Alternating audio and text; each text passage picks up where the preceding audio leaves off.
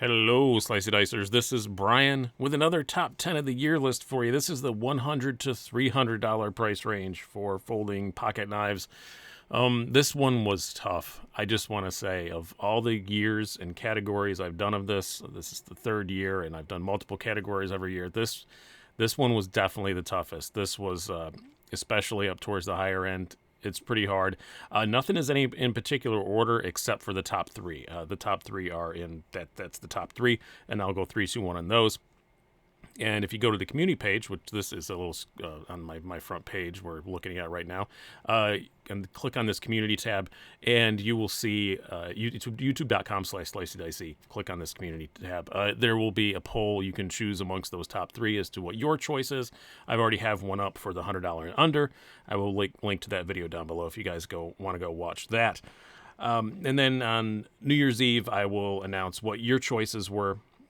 If I have them, I will do them normal tabletop style or maybe even face reveal style. I haven't decided, but I'm doing all of these right now on this screen record thing because I don't have all these knives. So that's why I'm doing it this way. A couple of people complained that I did it this way. Well, I don't have all of them, so that's the best way to do it.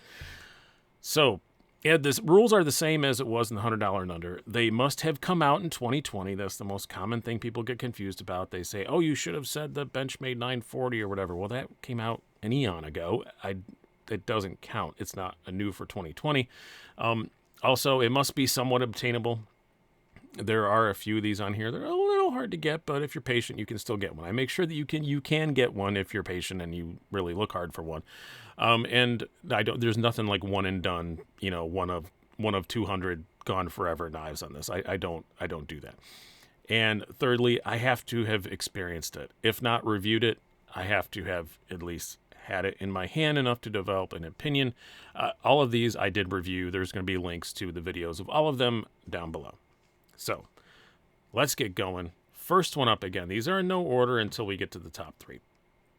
First up, we have the Cold Steel 4MAX Scout. $110 of silly, and it's awesome.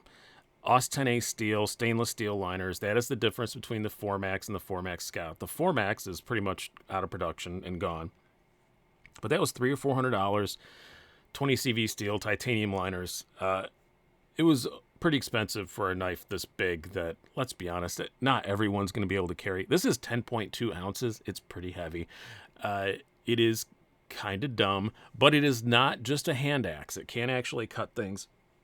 And I will say, carrying this, I carried it a lot, especially during the first beginning of the lockdown and stuff due to the global bastard. And I actually used it a lot, and it was fine. I actually didn't mind carrying it to the point that once everything was not over, but I was able to leave the house again. I still carry it. I, to this day, still like it, still have it. It's a very fun knife. It's just silly. And, but for $110, that's great. And I love that Cold Steel did that this year, that a lot of their really big, let's be frank, ridiculous knives came in at a very reasonable price point, what I would call an impulse buy price point. And I think that's fantastic. So, the 4MAX Scout, I think, is the best of them. I also have a Chris Voyager XL that's even sillier. But really happy they did that. Now, will they continue to do that in 2021? I don't know. They just got bought by a big, giant conglomerate, so who knows what's going to happen there. Really hope they continue on with this stuff. Not super optimistic about that, though. So if you want a 4MAX Scout, go grab one. $110. Awesome. Next up, the complete opposite end of the scale. I didn't realize I put these two back to back, but it would be the Reate Bushido, or as I accidentally called it in the video, the Shibuti, and the name has stuck. But the Reate Bushido is probably the best gentleman's folder I've reviewed this year. It's a great knife, $235 to like $242, depending on what configuration you get. M390 steel, titanium. Awesome knife. Reate build quality. That's very inexpensive for a Reate, honestly. Front flipper that works extremely well. I'm not usually a huge fan of Reate's in-house designs. About the only one I've had that I kept for any amount of time was a Neutron. Would not mind getting one of those back, by the way, if somebody's looking and wants to work something out.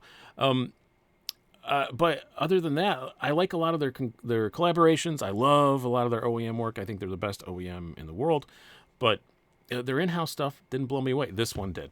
I will say, whenever I'm allowed to start doing stand-up again because of the Global Bastard, then I will have this in my pocket a lot. Like when I'm wearing nicer clothes, I'll be carrying it a ton. I still have it. Definitely a keeper for me. Really, really cool knife. And it looks awesome. Action is amazing. It slices really well. And this one's the burlap micarta version. There's carbon fiber versions and others out there. They're currently out of stock everywhere, but it is coming back. Everybody snapped them up, and they haven't restocked yet. It is a production model. I did confirm that. It is coming back.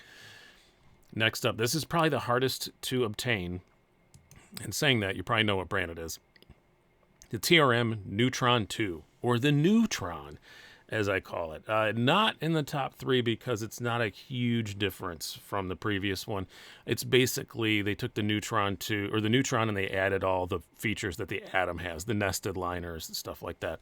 But it's a really, really, really nice knife, undeniably so.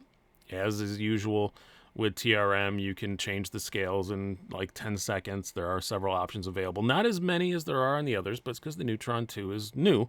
So as it comes out, there will be a lot more, I'm sure. These do come in little drops and stuff. They are pretty hard to get your hands on. You kind of have to be paying attention and be online when they drop out. But TRM's expanding every day. If you go on their Facebook page, like they're posting pictures now of like some extra space they have and getting new machines and stuff like that. I assure you it's going to get better, and that's why it's still on the list. I'm still considering this an obtainable knife because it is if you're patient. It's not easy to get your hands on one right now, but you can if you're patient. Next up, this one really surprised me, and it's the newest knife on the list. It's tied with the next one, but a very new knife at any rate. As my computer takes a dramatic pause, there we go. The Concept Excipitor. Was not expecting to be in love with this. I had the prototype of it, and I liked it quite a bit. I suggested a few little changes, and you know what? They did every single one of them. And once I got the production one in my hands, yeah, wow, really nice knife. You're looking at about 160 to 220 bucks, depending on what configuration you get. This is down towards the cheaper end. Front flipper again. 2 front flippers on this list. Didn't realize this till I'm going through it and recording it. But great knife, S35 VN. I think the price is right. I just love the look of it. I love the feel of it in my hands. Some people say it looks like a ZTO 470. I don't know. Maybe. Kinda. I don't think it looks that much like one. I think everybody's just going by the shape of the inlays on it, I think is what everybody goes by. If you look at the actual knife, it's not that close, honestly. But I do carry it a ton, and it's been in my pocket a lot since I got it. I'm really surprised. I just look at my it's still out because I did the review. It's never made it into a case and gotten a slot in a case yet because it's just out, and I just keep grabbing it and throwing it in my pocket. Definitely my favorite concept. If you don't know, there are some people that used to work for Kaiser. Now they do their own thing, and they're doing some really great stuff. Definitely the brand to watch in 2021. I expect maybe you're going to see one of their knives in the top 3 in 2021. Not that I know anything that's coming or anything like that. They do send me a lot of prototypes, but they're just doing such good work. I just bet that's going to happen. Pete from Cedric A described them as like Kaiser Plus. That's kind of what they are. The build quality is, there's a lot of things that remind you of Kaisers, but they're just that little bit nicer. Next up, we have the Benchmade 945. This one is again, pretty new knife. And when I first reviewed it, it wasn't even on my radar for my top 10 of the year. And then I started carrying it, and I don't know, I just really like it. I like the 940. This is a smaller 940. Is what the 945 is. And it's just a great knife to carry. It's just an absolute pleasure to carry. My only flaw with it, really, I love that they did the G10. Wish they hadn't done a black blade because it's S30V. So it doesn't need to be coated. It's stainless. I think it would look a lot better with a non-coated blade. If it had a non-coated blade, it would be much farther up the list. And also, if it was a bit less expensive. It is $174.25. So not at all a value knife with S30V and G10. But I really like it a lot. It's very fun and fidgety, just like the 940 was. It's just a little bit shorter, and I like that a lot. Next up, this was maybe still ahead of the concept. The concept was a big surprise for me, but this one even more so. I always say, this is my surprise knife of the year. The Spyderco Canis. Apologize for the digitized thing. I don't know why my computer is not loading that video properly for me to show you guys, but the Spyderco Canis, really, really cool design. This is one that I was not expecting to like at all when I looked at the catalog photos. In this particular release, they do those releases like 4 or 5, 6 of them a year now. In this particular release, it was the first one that was available, so I got it, and I love it. I think it's the best thing Spyderco did this year. I tried to stick to one per manufacturer on these lists, so this is clearly my favorite Spyderco of the year. Got a nice hollow grind Wharncliffe blade. Again, S30V in Taiwan, and again, a little expensive, $192.50. That's really, honestly, the only reason it's not in the top 3. If this was $145, maybe $150, it'd probably be in my top 3. Compression lock, it's a lovely, wonderful knife. I shouldn't say lovely. It's a mean-looking knife. Lovely's not the right. It's a handsome, really cool knife. I really love this thing. Super, super slicey. I know people are there's a bit of controversy about, the cutout here, but it works. It keeps the balance. They did it for balance. It works well. Whatever they're doing, it's working. The action on it's amazing. It's very slicey. You don't notice these little ridges at all when cutting actual material. I know some people worry it's going to get caught up on stuff. Doesn't. It's fine. I think because it has this nice hollow grind down below. It's just wonderful ergos.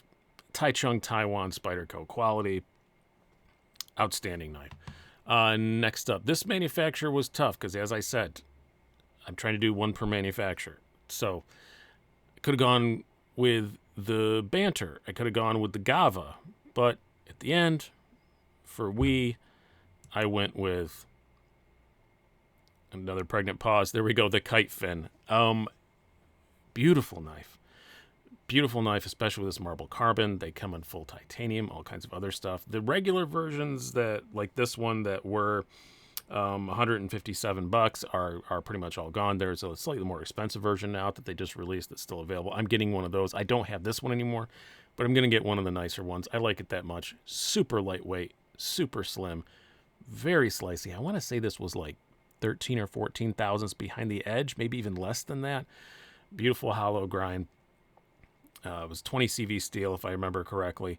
And just beautiful, beautiful looking knife with bronze touches on it. Oh, love this thing. Maybe it was S35. I don't remember what the steel on it was, so don't quote me on that. I should have looked that up before I did this. But wonderful, wonderful knife. Very lightweight. It is a frame lock. It looks like a liner lock from this side, but it is a frame lock. That wonderful action. Love the Kite Fin a lot, and allegedly this is going to be kind of the way they're going with a lot of stuff. If that's true, go for it. I see some influences of this in the Gava, so I do kind of believe that. The Gava that came out later. Gava was really close to displacing this. I really like the Gava a lot too, and I like the Banner a lot. But at the end of the day, I think the Kite Fin's my favorite Wii. Now, next up, we have third place. The Doug Ritter Mini RSK Mark 1-G2 by Hogue. Long name, small knife, cool knife. This is obviously, by the name, the mini version of the Doug Ritter RSK.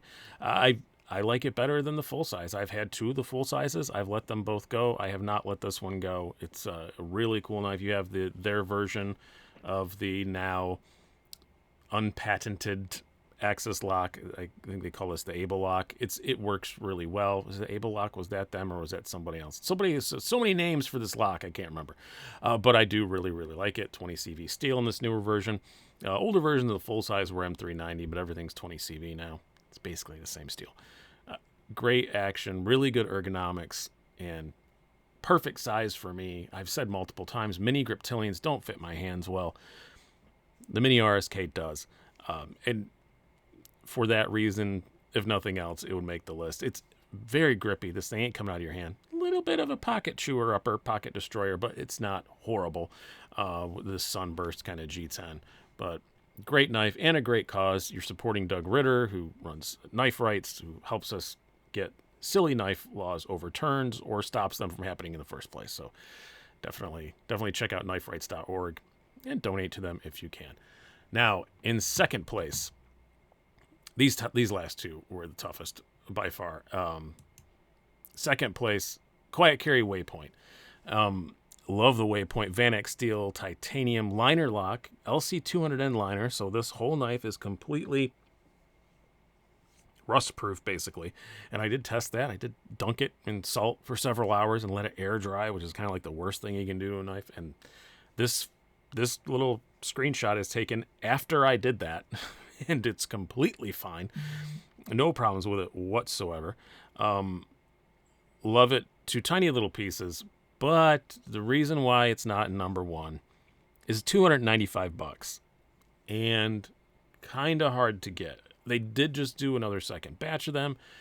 They were available for like a good solid week on the second batch, so it's not something you have to be watching like every second to get one, but you do have to keep your eye on them a little bit, and it's really pushing that $100 to $300 price range. $295, it's about as close as you can get. That's the only reason why it's not number one. Super slicey, good ergos, very slim, very light, very easy to carry. Awesome EDC knife. I adore it, but it didn't quite make number one. So what did? I don't think this is going to be a huge surprise. I think everybody knew it was going to be down to these two. That would be the ProTech Malibu. This happens to be the Warncliffe version. Again, a knife that right now is hard to get, but that is not at all because it's going to continue to be so. If you don't know, ProTech is located in California. They've been hit really hard with the closures and stuff due to the virus. So they haven't been able to produce as many as they would like to have normally produced in a normal year. That's all it is. They are going to be a regular production model. You will be able to get them just as easily as any other ProTech, which is to say fairly easy. Yeah, they do runs and bits and bobs because they're USA made and they do them in batches, and that's how it goes. But they're still pretty easy to get your hands on. If you wake up tomorrow morning and say, I want a ProTech Newport, for example, you can find one. It's not that hard. You might not get exactly the configuration that you want, but you can find one. And it's only $199, so it's right in that sweet spot, right in the middle of this. 20 CV steel. It is a manual. ProTech is known for their autos. It is a wonderfully operating manual button lock folder. Again, there are full reviews down below if you want to see the action on it. It is outstanding. The one that you are seeing here is actually the first one off the production line. I am getting another one. I haven't tried the reverse Tonto. It comes in two different blade shapes. I'm getting one of those in blue. So, and those are all hitting dealers like very soon. So a very good time for it to win this award, because I got an email from ProTech asking if I wanted a blue one. I said yes, because they're going out to dealers like right now. Like as I'm recording this, they are in the mail on their way to dealers. So keep an eye out at your favorite retailer, wherever, and you should be able to find one. So there we go. My top three are the Doug Ritter Mini RSK, the Quiet Carry Waypoint, and the ProTech Malibu. When this video goes up, which will be 9 p.m. Eastern time on December 11th, you'll be able to go to the community page and vote for your choice. And on New Year's Eve, I will announce y'all's choices for all three categories. I said y'all. I never say that. I've been Brian. Have a good one.